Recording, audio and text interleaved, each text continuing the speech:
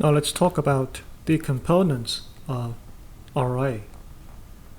First, we're going to disaggregate RA into two items, the profitability and efficiency. So the RA can be expressed as the profitability, right?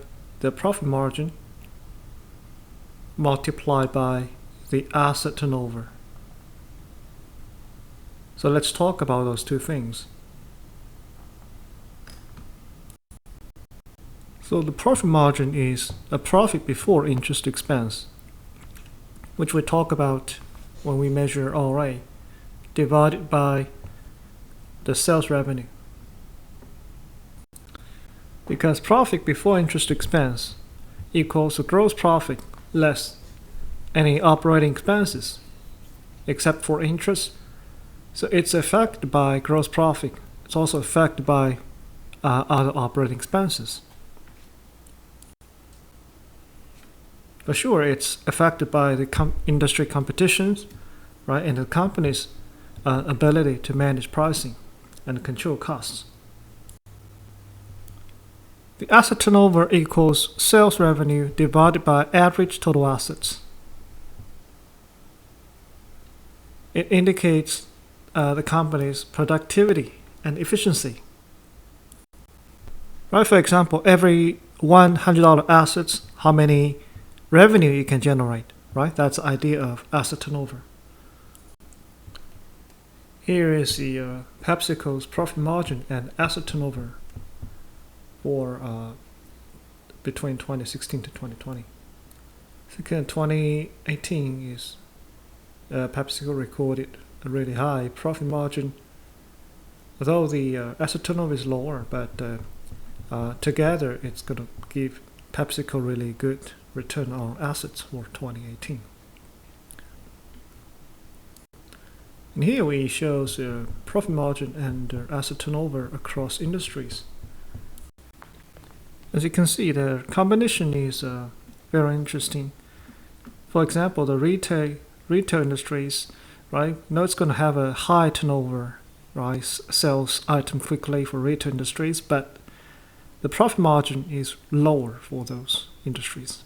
So even we have a grocery store, right? The turnover, asset turnover will be even higher, but the grocery store, we know the profit margin will be even lower.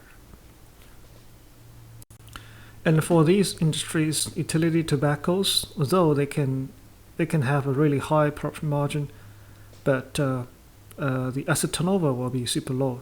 For example, utilities, you need to have a lot of capital investment, and so the total assets will be really large.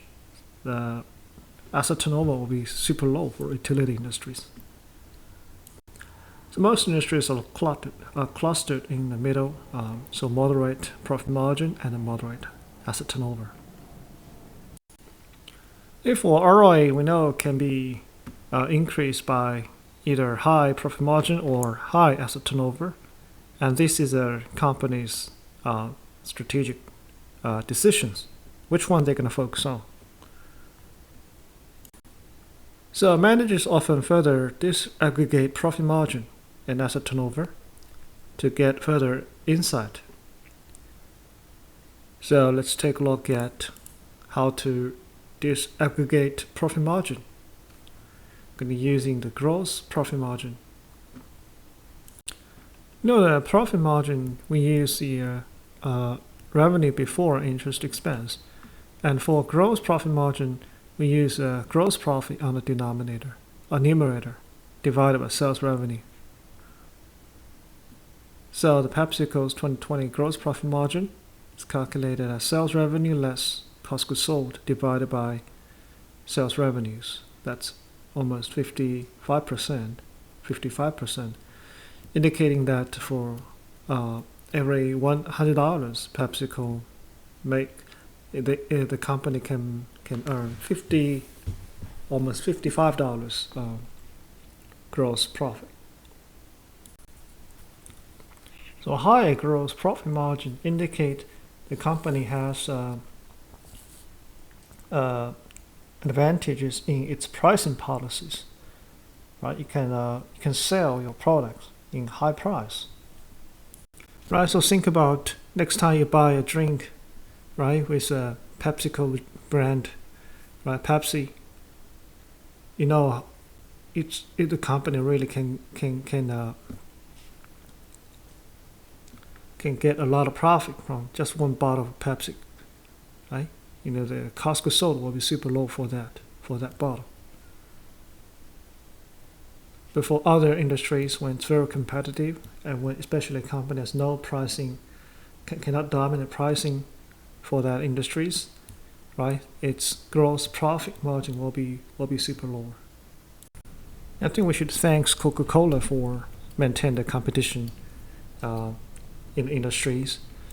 Otherwise, without competitions, you know, for all the drinks and all the snacks, we will see a super high price.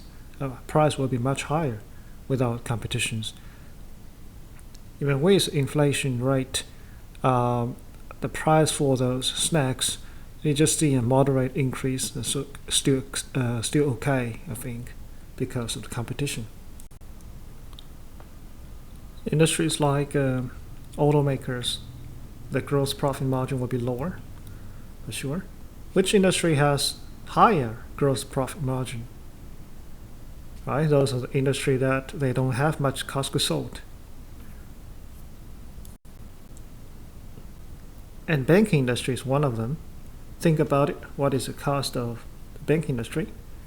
Probably the salaries, right? And what else? Next, profitability is also affected by the expense, right? Too much expense is going to reduce companies' profitability. So next ratio, we're going to see the expense to sales ratio, expense divided by sales revenue.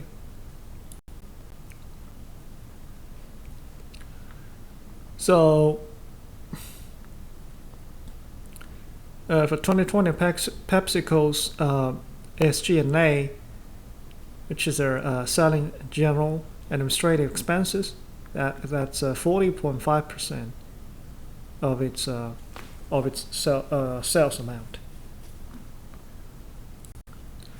Therefore, to maintain high profitability, right, you need to increase your gross profit margin, which sometimes will be very difficult to increase, but also you need to lower your expense to sales ratio. Try to have some cost control. Right? And one easy way to lower your expense is to lay off your workforce. Next, we talk about disaggregating asset turnover. Company may have a lot of asset. So let's talk about those different assets. First, we have account receivable turnover. Right? This ratio measures how many times receivable have been collected during the period. Right? It's sales revenue divided by the average accounts receivable. So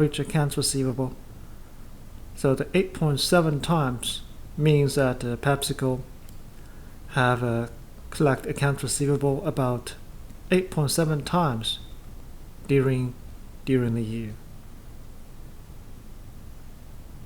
So the high ratio means the more efficiency the company is using is dealing with accounts receivable, that particular asset. Right. Also, inventory is also important asset. So the more efficient you deal with inventories, the higher the efficiency you have. So we have the inventory turnover ratio measured by cost of sold divided by the average inventory amount. Cost of sold divided by average inventory amount. So for PepsiCo, that's 8.5 times.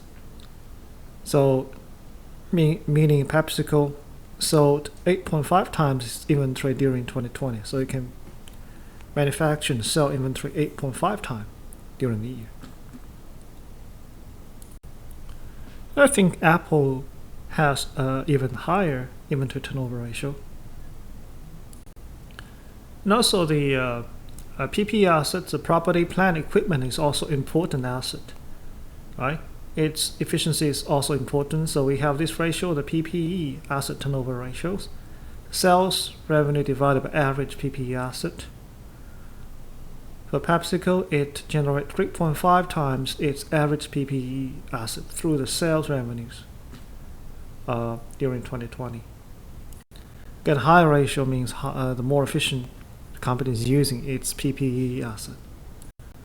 Alright, so this shows disaggregation of the return on equities. Return on equities, right, is the sum of return on assets and the return on financial leverage.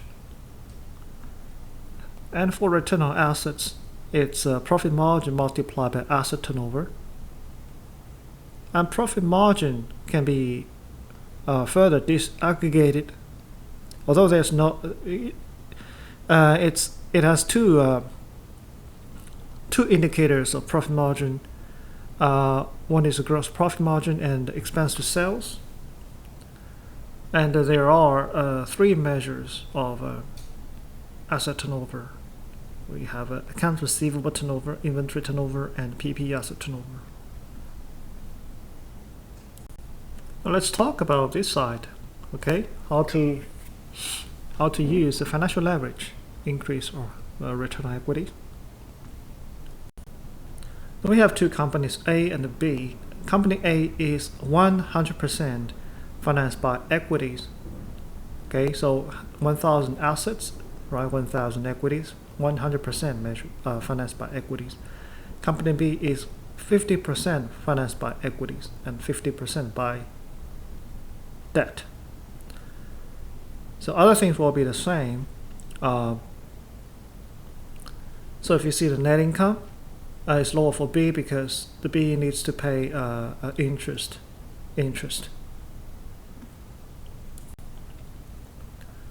So here is a deal. If the company's return on asset, which is 10%, is greater than its interest expense, which is 4%, okay?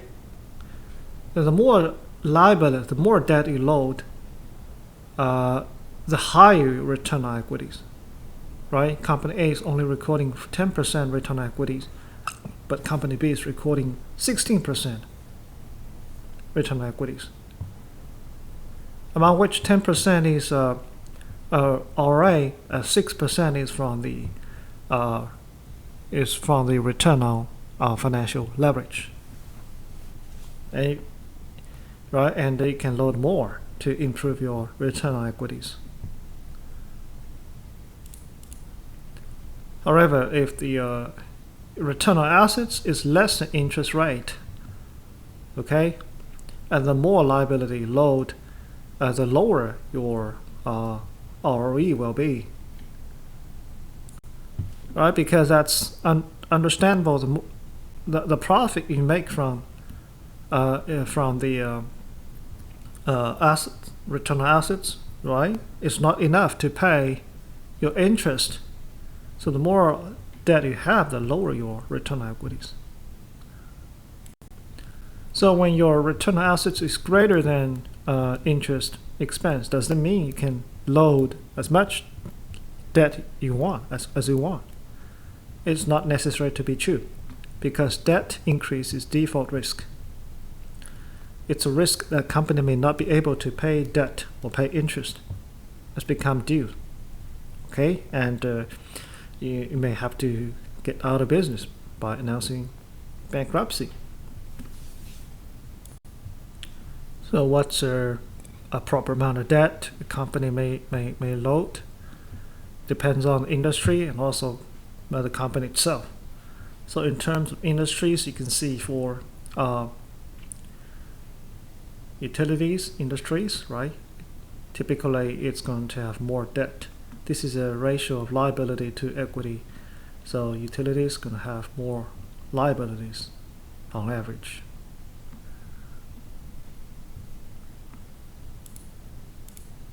So let's study the next liquidity and solvency analysis.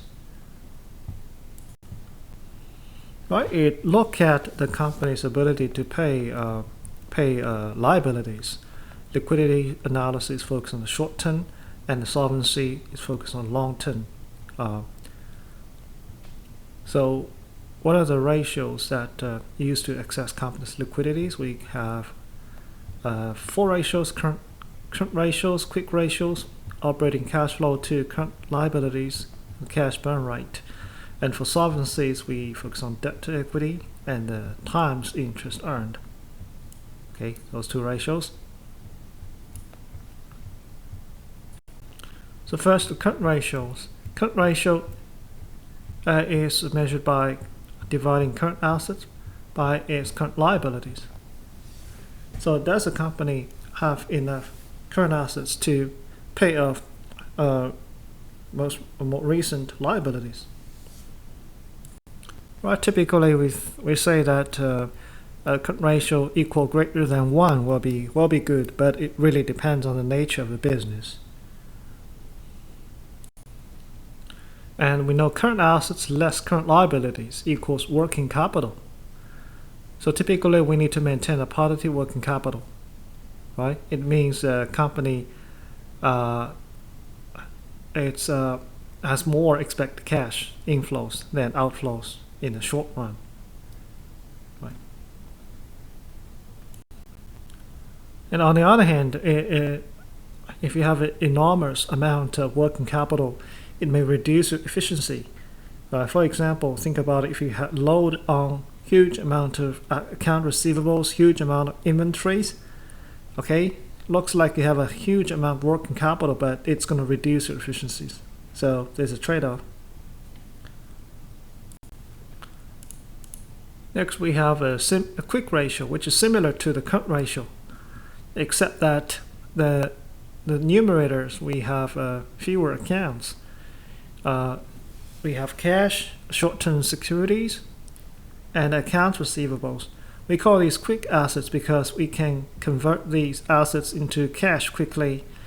For example, short-term securities, we can sell them quickly. Account receivables, we can collect cash from customers. Okay, those are the assets can help us access cash quickly. So it reflects a company's ability to meet current liabilities without liquidating inventories and other current assets. So in some sense, this is a better measure of company's liquidity. Next, we have operating cash flows to current liabilities. This measures liquidity from the cash flow perspective. So on the numerator, we have cash flow from operations, right?